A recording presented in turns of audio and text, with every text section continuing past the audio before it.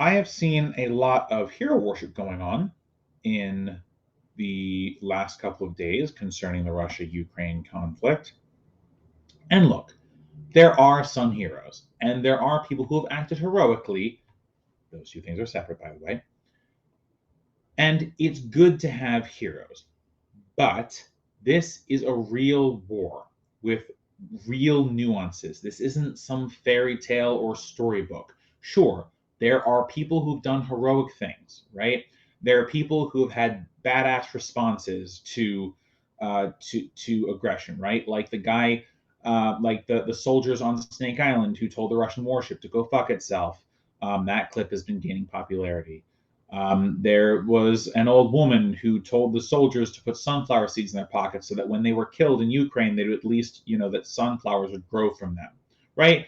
And we look at those and we want to empathize. We want to kind of, give credence to those heroic narratives that people are doing things that are scary, right? They're participating in a way, they're looking in the face of danger, and they're walking into the abyss, right? And we want to celebrate that, and there's nothing wrong with that, okay? But you know posts from people talking about, oh, I saw this on Twitter, every woman has a crush on Volodymyr Zelensky right now, and there's nothing you can do about it. Dude, relax, okay? First of all, keep in your pants. Second of all, that's like, sure, he hasn't necessarily done anything wrong that we know of, but this isn't like a TV show with awesome characters, right? He's a politician. His country's being attacked. He's defending his country, right? And is that heroic? Yes. Is he a hero? No, it's not really how that works. And the reason I'm just so careful about using hero to describe these people is because we in the United States and people broadly kind of have this hero worship culture, right? And we just need to stop doing that, because then we start to not see them as people who are fallible, but as kind of idols who can't do wrong, and should be celebrated for everything they do. And look, all that aside, if you want to celebrate what Volodymyr Zelensky is doing by staying in Kiev, by sticking it out, by making these addresses, by pumping up the nation, yes, those are good things, and we expect good leaders to do them. But it doesn't make him a hero, okay? And it doesn't make him a hero, especially because then once you get there, you got people fawning over him, right? And fawning over Ukraine, and people are celebrating Ukraine, and that's great. But that causes for certain things to not be brought to the surface. So, for example, one of the things that Putin talked about when he was talking about the invasion of Ukraine was denazifying Ukraine. Now, on the surface, that looks completely ridiculous, right? Volodymyr Zelensky is Jewish. His parents or grandparents died in the Holocaust. And, grandparents, I guess, died in the Holocaust. And, it's very obvious that there's not a Nazi government in power in Ukraine. However, there is a micro kernel of truth in all of that is kind of being whitewashed with this hero narrative that we're getting about Ukraine. So there is a battalion within the Ukrainian military called the Azov Battalion, and they are literally card-carrying Nazis. They believe in the murdering of all Jews. They believe in an ethno-state. They are literally Nazis. They call themselves Nazis. You can look it up, Azov Battalion.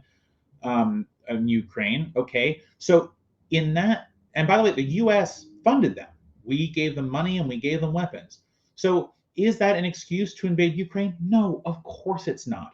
But these are important things to keep in mind that get washed over when we create a hero culture around a country or a person or a set of people.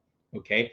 At the same time, we're also seeing things that are getting washed away. The Kiev Independent reported a couple days ago that the Ukrainian military will no longer be peacefully capturing surrendered Russian soldiers. Now they talk specifically about artillerymen, so let's just keep with what the headline said. Now they've deleted the tweet, but many people have captured a screenshot of that tweet while it was still up. But the Kiev Independent had reported that The Ukrainian forces were no longer going to capture Russian artillerymen. So what else do you do with someone who's surrendered if you're not going to capture them? Well, you kill them, right? So it was an admission of brazen war crimes, and then but no one talks about it because we have this giant hero complex about Ukraine. Okay, so look, it's a war. It's messy. People are going to do terrible, horrible things to other people, and all of it is bad. It's bad when the Russians do it. It's bad when the Ukrainians do it. But in order to continue to hold accountable, in order to continue to hold each other accountable as people, as nations, we can't create hero complexes for people or nation states. Because as soon as we do, we whitewash, we erase the bad things that they do and only focus on the bad things that others do. We create hero and villain narratives, which are extremely dangerous. They lead to xenophobia and to all the other nonsense that I talked about in my xenophobia segment. So please, as much as possible, get varying perspectives on this conflict where you can. Do not create hero complexes of either Putin or Zelensky, okay? We need to be looking at this from one perspective and one perspective only. How do we make peace? Because at this point, that's what we really need. We don't need to make Zelensky into a hero. We don't need to make Putin into a hero. We don't need to make Zelensky into a villain. We don't need to make Putin into a villain. Okay? War is a terrible, terrible thing. People will do terrible things and they will think that they are justified. And no matter what you tell them, they are always going to think that the terrible thing that they are doing is justified because of some other terrible thing. So, you know how we stop all of that? We don't create heroes, we don't create villains, we create peace.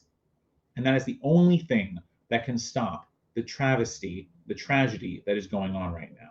So, please, I beg of you, don't create hero and villain complexes of nations, of leaders. It doesn't help anyone. And what it allows people to do is it allows them to hide behind that hero complex to do terrible things and then for it to be swept under the rug because heroes only do good things. Thanks for watching this video, guys. If you liked it, throw a like on it, share with your friends, and subscribe for more of our content. You can also find all of our videos and clips on youtube.com. Just search Let Them Eat Bread and you'll find all of our content. Alright guys, see you next time. Bye for now.